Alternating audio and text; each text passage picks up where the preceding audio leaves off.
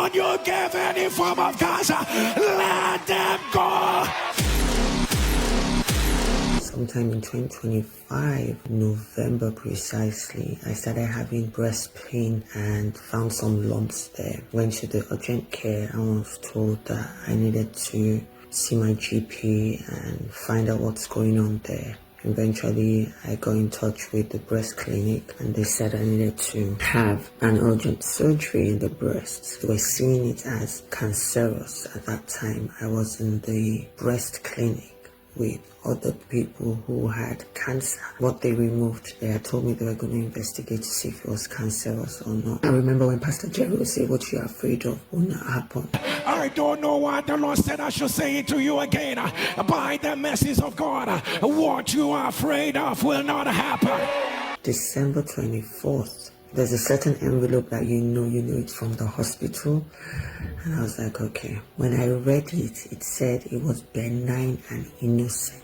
The way I screamed, everybody in my house came. I was thinking it was bad news, but I just started screaming and crying and praising God because I received my early Christmas present saying that I didn't have cancer. So in 2024, I got diagnosed with breast cancer. And to be honest, it was not a easy journey. Pastor was praying and he said, breast cancer. We men with breast cancer, the Lord is showing you mercy. By the message of God, I announce, let it be reversed. I just knew that message was for me and I kept listening to it. December 2024, I was declared cancer-free. 2 years ago, my brother was diagnosed of mass in his liver. October 2023, the mass that was removed was taken to the lab and it was cancerous. And we started praying and asking God to help us. I shared him the link. So he started following through. I was praying and crying on the altar and I was telling God, God, if you're in this altar, mention the case of my brother.